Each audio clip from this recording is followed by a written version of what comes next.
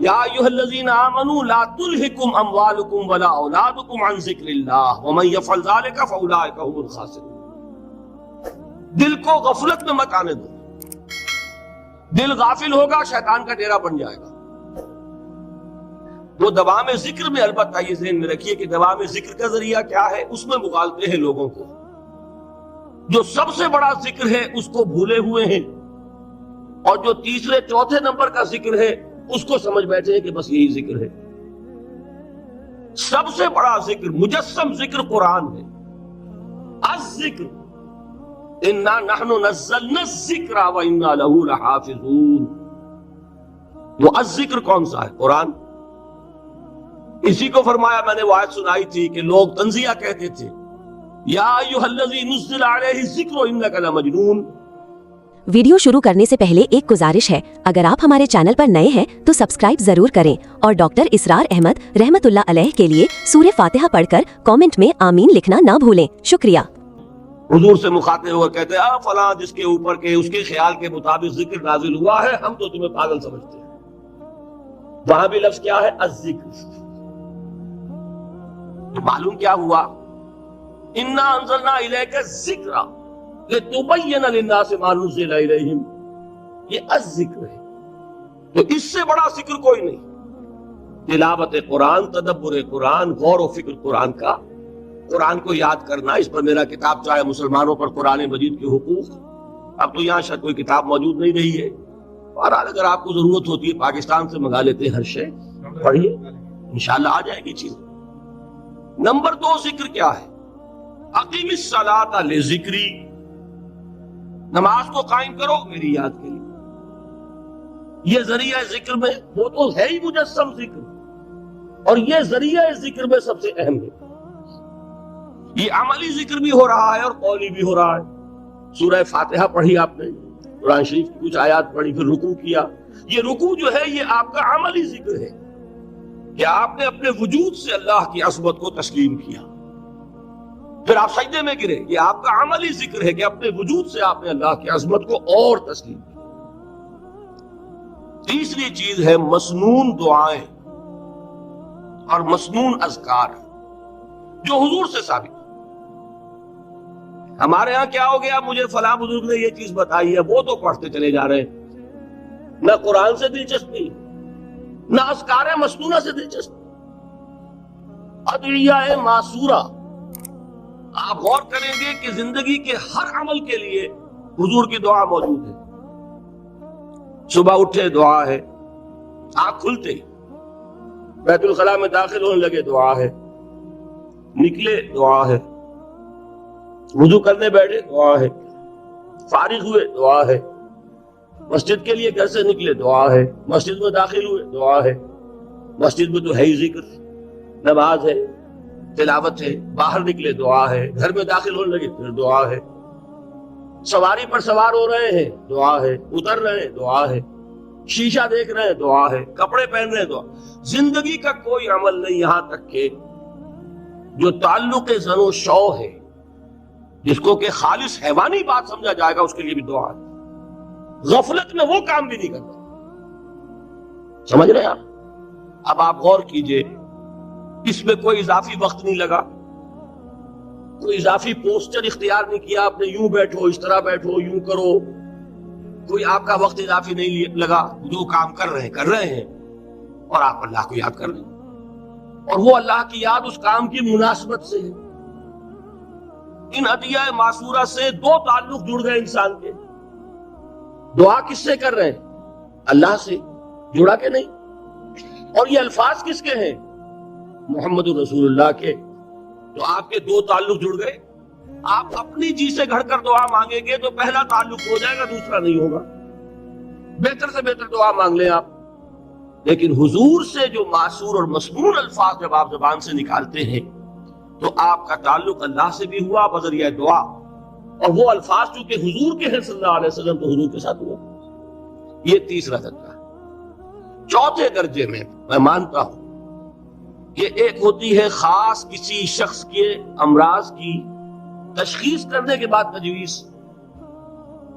کوئی اگر طبیب ہے، ماہر طبیب روحانی، وہ آپ کو دیکھے گا تو اندازہ لگائے گا کہ آپ میں کیا کمی ہے، اس کے مطابق آپ کو ذکر بتائے گا. بھئی فلاں آیت کا مراقبہ کیا کرو. کسی میں بزدلی ہوتی ہے، کسی میں مال کی محبت زیادہ ہوتی ہے، کسی میں توکل کی کمی ہے، کسی میں شہرت کی خواہش ہے، نمایاں ہونے کا جذبہ ہے، کسی میں تکبر ہے. سب کا ایک سا برس تو نہیں ہوتا نا. تو یہ در حقیقت اندھے کی لاٹھی سے نہیں چلنے والی بات. یہ تو ماہر کی کا کام ہے کہ وہ تجویز کرے کہ تمہارے لیے خاص طور پر ذکر نہیں. در حقیقت ہمارے جو یہ سلسلے تھے سلوک کے، یہ بڑے ماہر ہوتے تھے یہ لوگ. اگر آپ کو ہماری ویڈیو اچھی لگی ہو تو ہمارے چینل کو سبسکرائب ضرور کریں. بڑے ماہر اطباء تھے. یہ جو علم نفسیات ہے اس کے ہمارے صوفیاء سے بڑھ کر کبھی کوئی عالم گزرا ہی نہیں دنیا میں. فرائیڈ کیا ہے اور ایڈلر کیا ہے اور یونگ کیا ہے، بچے ہیں. ہمارے صوفیاء کرام نے جس طرح انسان کی نفسیات کو سمجھا اور وہ ان کی مناسبت سے تجویز کرتے تھے. لیکن اس کو رکھا جائے گا چوتھے نمبر پر. جیسے مولانا احمد علی صاحب فرمایا کرتے تھے بھائی اس آیت کا مراقبہ کیا کرو. مراقبے کیا مانی؟ اب ان الفاظ کو بھی ہم نے خام خواہ کچھ خاص ایک شکل دے دی. مراقبہ کیا؟ توجہ کرنا، دھیان کرنا، خاص اس آیت کے اوپر، اس کے معانی پر اپنے ذہن کو جمانا. وہ کیوں ہے؟ تاکہ آپ کے اندر جو کمی ہے اس کی تلافی اس سے ہو. لیکن یہ کہاں آئے گا؟ چوتھے نمبر. سمجھ گئے؟ تو نفاق سے بچنے کا ذریعہ، پریونشن کیا ہے نفاق سے؟ دوام ذکر. نہ تمہیں تمہاری اولاد، نہ تمہارے اموال، نہ تمہاری تجارت، نہ کاروبار اللہ کے ذکر سے غافل نہ کر سکے. پنجابی میں کہتے ہیں کہ ہتھ کارول اور دل یارول. کام کر رہے ہیں آپ لیکن یہ کہ دل اللہ کے ساتھ لگا ہوا ہے. زبان تر ہے اللہ کی یاد سے. جو قرآن یاد ہے، گاڑی میں آپ بیٹھے جا رہے ہیں، 2 گھنٹے آپ کو کار میں لگانے ہیں، قرآن شریف پڑھتے جائیے. اس سے بڑا ذکر ہی کوئی نہیں. یہ ہے پریونشن. اب اگر مرض ہو جائے تو کیا؟ اس کے لیے 2 چیزیں ضروری ہیں. ایک دیکھیے عجیب ہے، یہ نفاق کا علاج انفاق سے. صرف ایک الف لگانا. انفاق کے معنی اور ہے. یہ بنا ہے کس سے؟ نفقت الدراہم، پیسے ختم ہو گئے، مک گئے. یا نفق الفرس، گھوڑا مر گیا. تو مال کو کھپانا، لگانا اللہ کی راہ میں. اگر دل میں نفاق کی کوئی آلائش آئی ہے تو اس کا ازالہ ہوگا انفاق فی سبیل اللہ سے. مال اللہ کی راہ میں دیجئے، صدقہ کیجئے، خیرات کیجئے، دیجئے، اللہ کے دین میں لگائیے. جتنا لگائیں گے نفاق دھل جائے. اس لیے کہ اصل سبب نفاق کا ہے ہی حب دنیا، دنیا کی محبت. لہذا اس کا ازالہ ہوگا جو سب سے محبوب شے ہے، مال. انہ لحب الخیر لشدید. مال محبوب ترین ہے کہ نہیں؟ لہذا اس کو اللہ کی راہ میں لگائیں گے تو وہ نفاق دھل جائے گا. اور ایک اور چیز ہے جو بہت اہم ہے، بہت ہی شعوری طور پر اس کا اہتمام کیجئے. جس وقت دین کے کسی فرض کی انسان کو سمجھ آ جائے، اس کا شعور پیدا ہو جائے، پھر ڈیلے نہ ہو. ذرا سا ڈیلے جو ہے اس پر عمل کرنے میں، یہ در حقیقت نفاق کو جڑ پکڑنے کا موقع دینا ہے. Immediate action. ایک بات سمجھ میں آ گئی، فوراً عمل. اس میں شیطان کیا کرتا ہے؟ ذرا ٹھہر جاؤ، ابھی دیکھو یہ فرض ہے، یہ ذمہ داریاں ہیں، یہ کرنا ہے، اور پھر لگا دینا اپنے آپ کو. بہت سے لوگ کہتے ہیں بس یہ ریٹائرمنٹ کے بعد تو سارا میں دین کے لیے وقت کر دوں گا. اول تو خدا کے بندے تمہارے اندر رہ کیا جائے گا ریٹائرمنٹ کے بعد؟ سارا تو کھپ چکو گے، رہ کیا جائے. دوسرے یہ کہ یہ بھی جان لیجئے یہ کار دنیا کسے تمام نہ کر. ریٹائرمنٹ کے بعد کون فارغ ہو جاتا ہے؟ بیٹوں بیٹیوں سے فارغ ہوئے تو پوتے پوتیاں موجود ہیں، نواسے نواسیاں موجود ہیں. کبھی بھی وہ بوجھ ختم نہیں ہوتا زندگی کا. وہ تو یہ کہ آج بات سمجھ میں آئی ہے تو آج عمل ہونا چاہیے. قرآن مجید میں سورہ انعام میں بڑی شدید وعید آئی ہے. الفاظ ہیں یہ، وَنُقَلِّبُ أَفْئِدَتَهُمْ وَأَبْصَارَهُمْ كَمَا لَمْ يُؤْمِنُوا بِهِ أَوَّلَ مَرَّةٍ. انسان پر ایک حقیقت کا انکشاف ہوا کہ یہ بات حق ہے، فوراً تسلیم کرے. کسی مصلحت کی وجہ سے، کسی بزدلی کی وجہ سے، کسی لالچ کی وجہ سے، کسی اپنی سیادت یا قیادت کی وجہ سے کیسے مان لوں؟ لوگ کہیں گے کہ یہ نیچے ہو گیا، وہ اونچا ہو گیا جس کی بات مانی. کسی وجہ سے رک گئے تو اللہ تعالیٰ اندر سے وہ جو استعداد ہے حق کو پہچاننے کی وہ سلب کر لیتا. وَنُقَلِّبُ أَفْئِدَتَهُمْ وَأَبْصَارَهُمْ، ہم الٹ دیں گے ان کے دلوں کو بھی اور ان کی آنکھوں کو بھی. کیوں؟ كَمَا لَمْ يُؤْمِنُوا بِهِ أَوَّلَ مَرَّةٍ، اس لیے کہ وہ پہلی مرتبہ جب انکشاف حق ہوا ہے وہ ایمان نہیں لائے.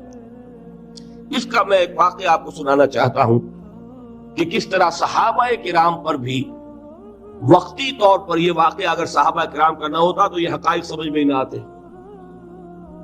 غزوہ تبوک کے موقع پر یہ میں جملہ انکمپلیٹ رہ گیا، ضعف ایمان کا حملہ ہو جاتا تھا، نفاق کا نہیں معاذ اللہ، لیکن ضعف ایمانی کی اگلی منزل شروع ہو جاتی ہے نا، نفاق. یہاں جھوٹ بولنا شروع کیا، نفاق، جھوٹی قسمیں کھانی شروع کی، سیکنڈ سٹیج. اور جہاں مومنین صادقین سے بغض اور عداوت پیدا ہو گیا، تھرڈ سٹیج. تو وہ ضعف ایمان کا کیسے ہوتا ہے یہ حضرت کعب ابن مالک نے بڑی تفصیل سے بیان کیا ہے.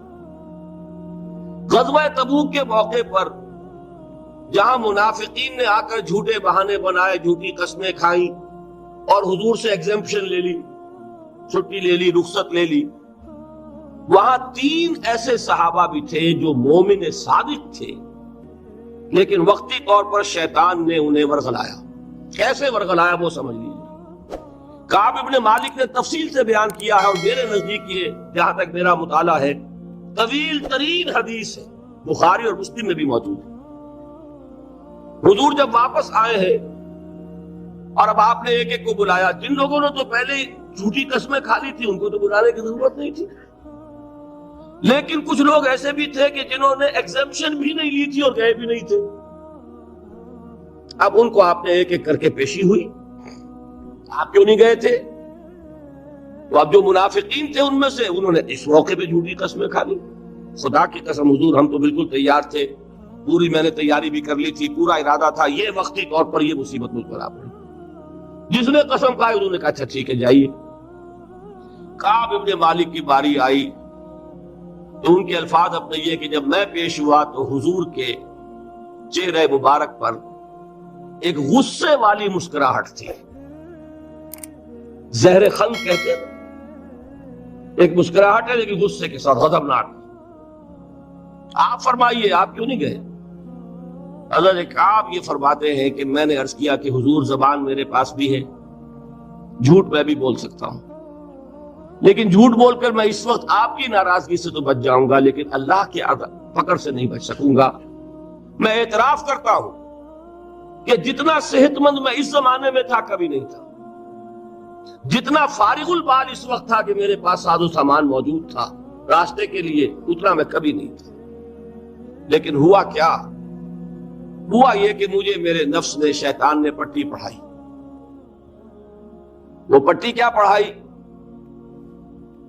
کہ حضور تو 30,000 کے لشکر کے ساتھ چلیں گے تو لشکر تو سلولی موو کرے گا نا، تمہارے پاس بڑی تگڑی، بڑی توانا صحت مند اونٹنی ہے، تم ذرا 2 دن بعد چلنا تیزی کے ساتھ اور حضور سے مل جانا، بس یہ تاخیر کا اربا. تو انہیں خیال آیا کہ ابھی 2 دن گھر کی ٹھنڈی چھاؤں ہے، میں یہاں پہ جو آرام ہے وہ کر لوں. مجھے جگر کا شعر یاد آیا ہے کہ تپتی راہیں مجھ کو پکاریں، دامن پکڑے چھاؤں گھنیری. ایک طرف فرض کی پکار ہے، اس میں تو ظاہر بات ہے کہ وہ تپتی راہیں ہیں. لا تنفروا فی الحر سنا چکا ہوا آیت. یہاں گھر میں، نخلستان میں، کھجوروں کی چھاؤں میں، اہل و عیال میں یہ ٹھنڈی چھاؤں جو ہے یہ پکڑ رہی ہے. بھائی 2 دن ٹھہر کے چلے جانا، ٹھیک ہے، کوئی نیت میں خرابی نہیں نا. اس کے بعد پھر جب ابھی 2 دن اور ٹھہر جاؤ، یہ تو بڑا لمبا سفر ہے، ذرا تیز اور دوڑ لیتا. تو فرماتے ہیں کہ حضور میں اسی طریقے سے تاخیر و تعویق میں پڑا رہا، یہاں تک کہ ایک روز اچانک مجھ پر یہ چیز منکشف ہوئی کہ تو میں چاہے کتنا بھی تیز چل لوں میں آپ سے نہیں مل سکتا، میرے اعصاب ڈھیلے ہو گئے، اس طرح میں محروم رہ گیا۔ حضور نے بائیکاٹ کا حکم دیا صحابہ کو، 3 صحابہ تھے ایسے، 2 اور تھے جنہوں نے اسی طریقے سے اعتراف کیا۔ حضور نے حکم دے دیا کوئی ان سے گفتگو نہ کرے۔ اگر آپ کو ہماری ویڈیو اچھی لگی ہو تو ہمارے چینل کو سبسکرائب ضرور کریں۔ سوشل بائیکاٹ بڑی سخت سزا تھی جو دی گئی ہے، اس کی بڑی تفاصیل ہے، اللہ تعالیٰ شوق دے تو وہ حدیث پوری پڑھیے، میں نے تو 2 جمعوں میں ایک مرتبہ صرف اس ایک حدیث کو بیان کیا تھا، شاید کہیں کیسٹس ہوں میرے ہاں، ہمارے نمبر کوئی مجھے یاد نہیں ہے، لیکن یہ بڑی عجیب حدیث ہے۔ لیکن اس میں جو اصل سبق ہے وہ کیا ہے؟ اس طریقے سے شیطان لیت و لال، تاخیر، تعویق، ابھی کیا جلدی ہے، ذرا اس کام سے فارغ ہو لو، ذرا پھر تلافی کر لینا، ذرا زیادہ زور سے کام کر لینا، یہ وہ چیز ہے کہ جو وہ تو خیر صحابی تھے بچ گئے، اگر وہاں جھوٹی قسم بھی کھا دیتے تو گئے تھے۔ یہ تو اتنا ہی ہے نا، مردی و نامردی قدم فاصلہ دارت، اس میں تو یہی ہے کہ ذرا ایک جھوٹی قسم کھا دیتے، جھوٹے بہانہ بنا دیتے تو اب ضعف ایمان نہ رہتا، وہ نفاق کی طرف شروع ہو گئی۔ وہ اللہ تعالیٰ نے ان کو بچایا، لیکن یہ کہ ہم کیسے بچیں گے اگر ہم نے یہ روش اختیار کی؟ لہذا 3 کام، دوام ذکر نمبر 1، اس کی میں شرح کر چکا ہوں، 4 اذکار یاد کر لیجئے گا ان کو، ورنہ کیا فائدہ۔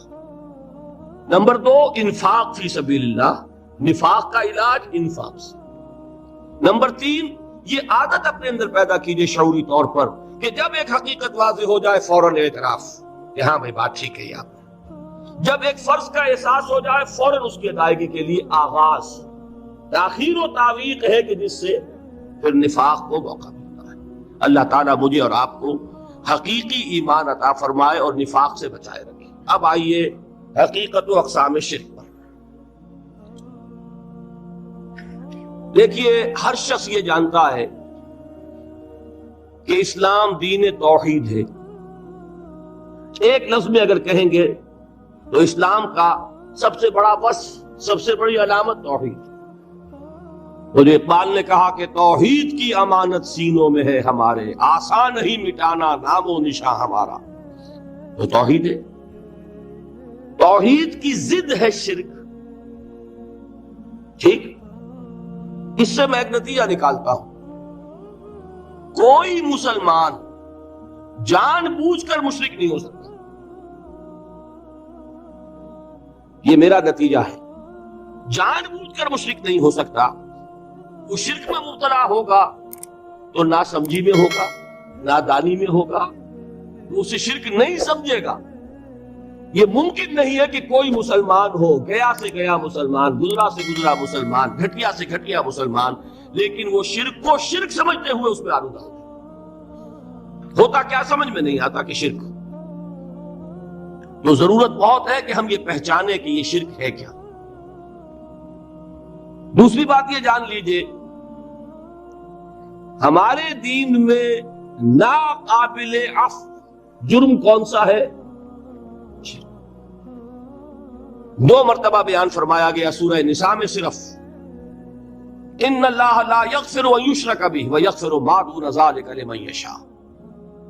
اللہ تعالیٰ اسے تو ہرگز نہیں بخشے گا کہ اس کے ساتھ شرک کیا جائے، ہاں اس سے کم تر جس کو چاہے گا معاف فرما دے گا۔ نوٹ کر لیجئے، اس کی بھی اندر بھی اوپن لائسنس نہیں ہے یہ بقیہ سارے گناہ لازماً معاف کر دے گا، یہ نہیں ہے۔ اس سے تو آپ میں جرت پیدا ہو جائے گی باقی سب کیے جاؤ، یہ نہیں، جس کو چاہے گا بخش دے گا، لیکن امید ضرور دلا دی کہ شرک سے کم تر کوئی گناہ ہو تو اس کی بخشش کی بغیر توبہ کے اللہ تعالیٰ نے امید دلائی۔ توبہ سے تو شرک بھی معاف ہو جائے گا، اس سے مراد کیا ہے؟ بغیر توبہ کے۔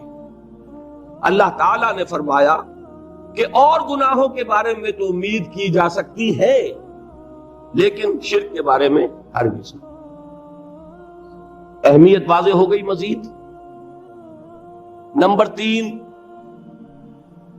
اس شرک کی ہماگیریت کا عالم یہ ہے کہ سورہ یوسف کی آیہ مبارکہ ہے، وما یؤمن اکثرهم باللہ الا وهم مشرکون، انسانوں کی اکثریت کا حال یہ ہے کہ وہ اللہ پر ایمان نہیں رکھتے مگر کسی نہ کسی قسم کے شرک کے ساتھ۔ یہ یونیورسلٹی ہے اس کی کہ اللہ کو بھی مان رہے ہیں لیکن کسی نوع کا شرک جو ہے وہ بھی لگا رکھا۔ وما یؤمن اکثرهم باللہ، انسانوں کی اکثریت کا حال یہ ہے کہ وہ ایمان نہیں رکھتے اللہ پر، الا وهم مشرکون، مگر یہ کہ کوئی نہ کوئی شرک بھی کرتے ہیں۔ چوتھی بات یہ سمجھیے کہ شرک ہر دور میں بھیس بدل کر آتا ہے۔ یہ ضروری نہیں ہے کہ شرک کی جو قسمیں آج سے 200 برس پہلے تھی صرف وہی آج بھی رہے۔ ہو سکتا ہے کہ بالکل نئی شکلیں اس شرک نے اختیار کریں۔ اس سے کیا نتیجہ نکلا کہ اگر اجتہادی بصیرت نہیں ہوگی تو ہو سکتا ہے کہ ایک شخص جو ہمارے سابق علماء نے لکھ دیا کہ یہ چیز شرک، یہ چیز شرک، یہ چیز شرک، یہ چیز شرک، آج سے 500 برس پہلے کا انسان بڑے سے بڑا عالم دین اپنے زمانے کے شرک کو پہچان کر تو لکھ سکتا ہے، اس سے تو آپ بچ رہے ہیں۔ امام ابن تیمیہ نے اس کو شرک قرار دیا، اس کو شرک قرار دیا، اس کو شرک قرار دیا، کوئی شخص ہے جو اس سے تو بچ گیا۔ امام صاحب کی دی ہوئی بصیرت سے اس نے ان جو اقسام ہے شرک کی ان کو پہچان لیا، لیکن یہ عین ممکن ہے کہ آج کے شرک کو وہ نہ پہچان رہا ہو، اپنی جگہ وہ سمجھ رہا ہو اپنے آپ کو بہت بڑا موحد، جبکہ اس دور کا جو شرک ہے اس میں ملوث ہو۔ اس کو میں نے کہا ہے کہ اس شرک کے بارے میں بڑی اجتہادی بصیرت کی ضرورت ہے۔ فارسی کا ایک شعر ہے، بڑا پیارا شعر ہے، بہر رنگے کے خواہی جامہ می پوش، من انداز قدت رامی شناسم۔ اپنے محبوب سے کہہ رہا ہے شاعر کہ تم جس طرح کا چاہو لبادہ اوڑھ لو، میں تمہیں تمہارے قد سے پہچان لوں گا۔ کتنا ہی چھپا لو اپنے آپ کو، کیسے ہی لباس بدل لو، بہر رنگے کے خواہی جامہ می پوش، من انداز قدت رامی شناسم، میں تمہارے قد سے تمہیں پہچان۔ یہ اگر بصیرت نہ ہو کہ شرک کو اس کے قد سے پہچان سکیں آپ، اس کے لیے ضرورت ہے اصولوں کی۔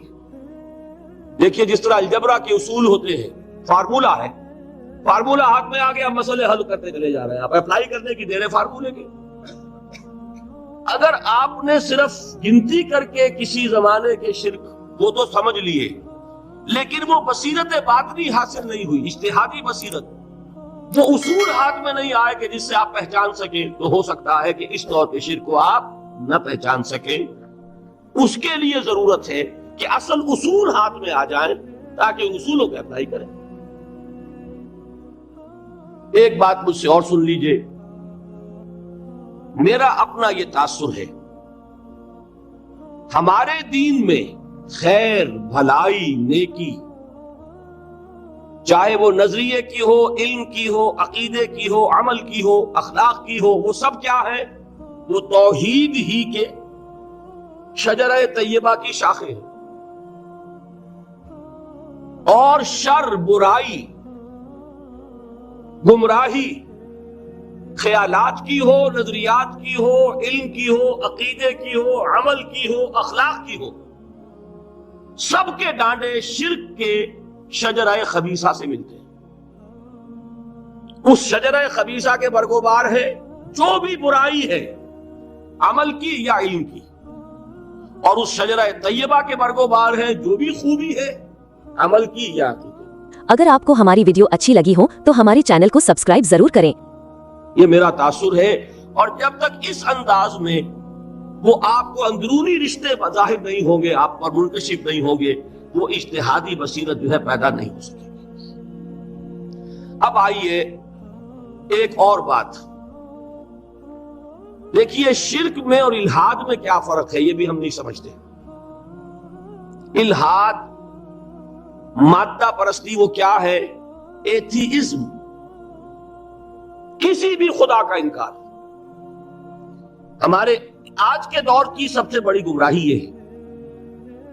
شرک کیا ہے؟ خداؤں کو ماننا۔ یہ کیا ہے؟ تھیزم ہے، لیکن پولی تھیزم ہے۔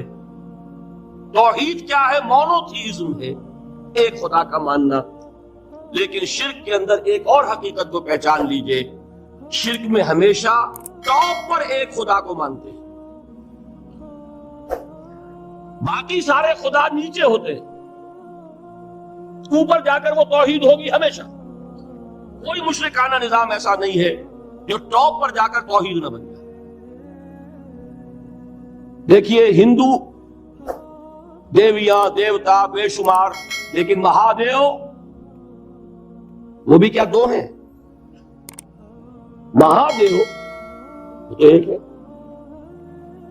انگریزی میں گاڈز گاڈیسز، لیکن وہ چھوٹے جی سے لکھے جائیں گے، چھوٹے جی سے لکھے جانے والے گاڈز اینڈ گاڈیسز۔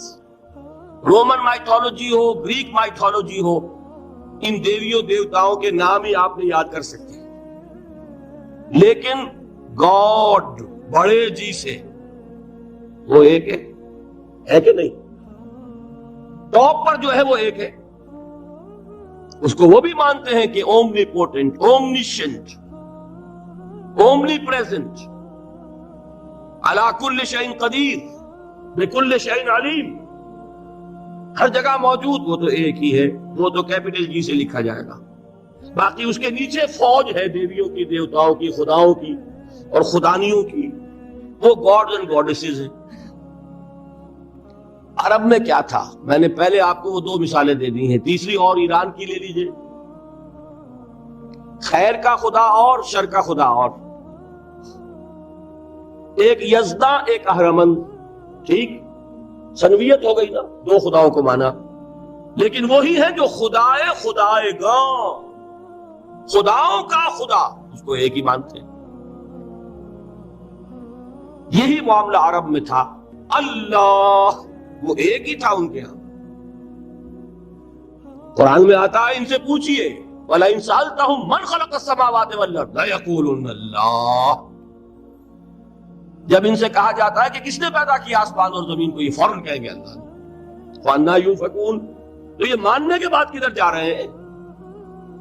وہ کیا کہتے تھے کہ وہ بڑا اللہ تو ایک ہی ہے، لیکن چھوٹے آلہہ ہیں۔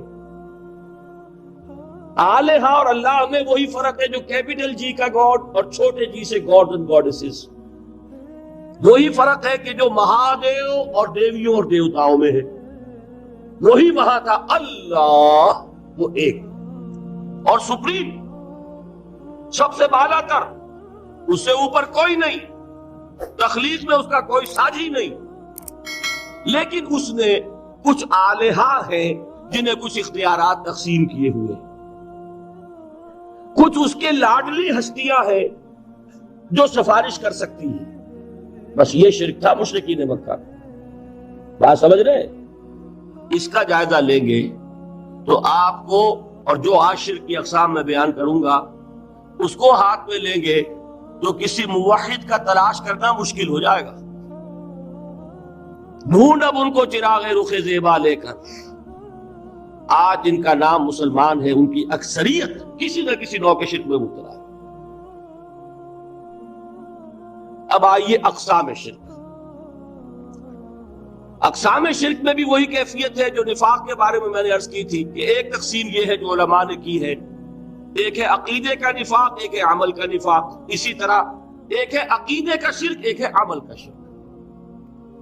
عقیدے میں نہیں ہے، عمل میں ہے۔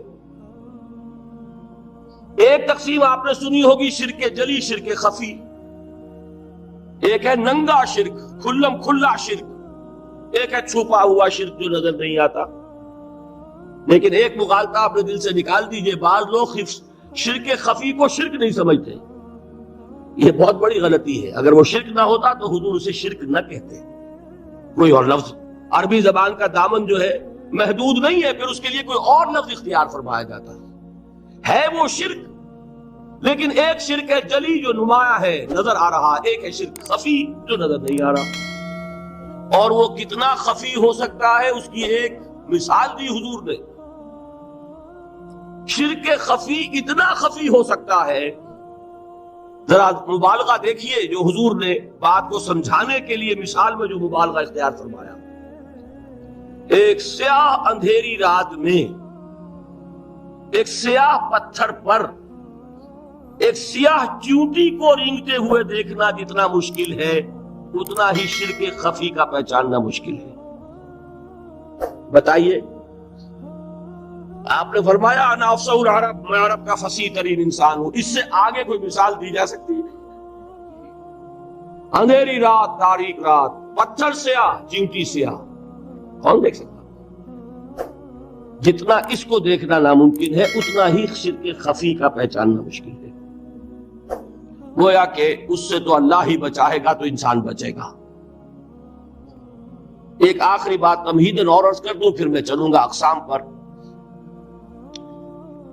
میری جو باتیں آپ کے سامنے آئی اس سے ایک منطقی نتیجہ نکلتا ہے. کوئی شخص اگر حقیقتاً شرک سے بچ جائے،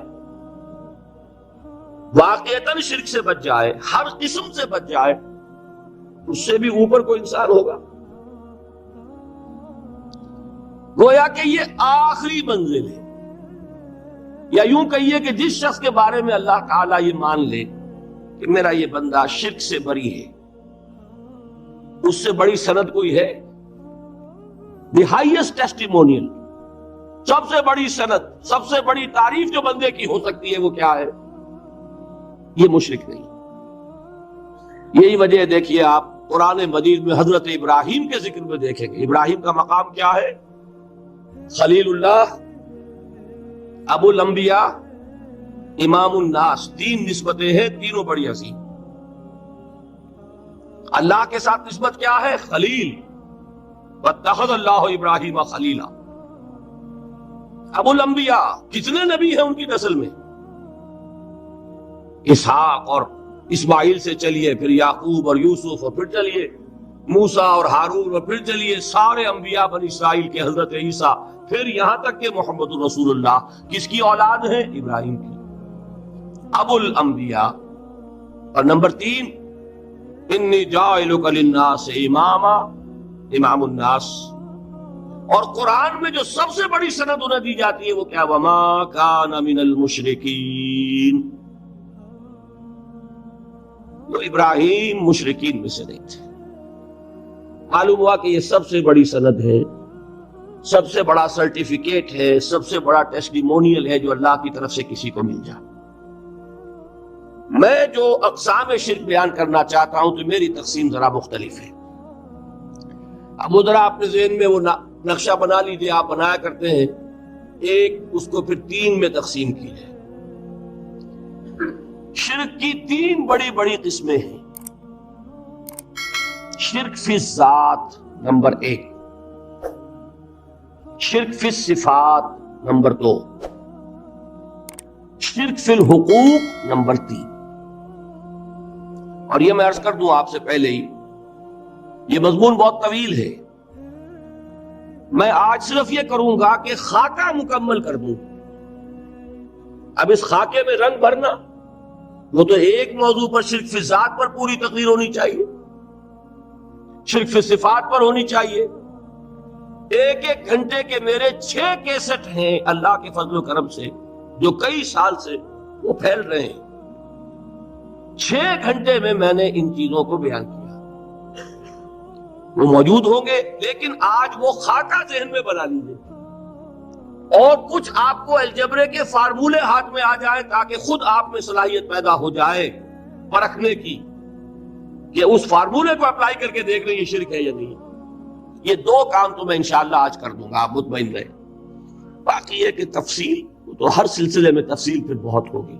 وہ شوق ہو تو وہ کیسٹ آپ سنیے. تو 3 تقسیمیں ہو گئی. شرک فی ذات، اللہ کی ذات میں کسی کو شریک کر دینا.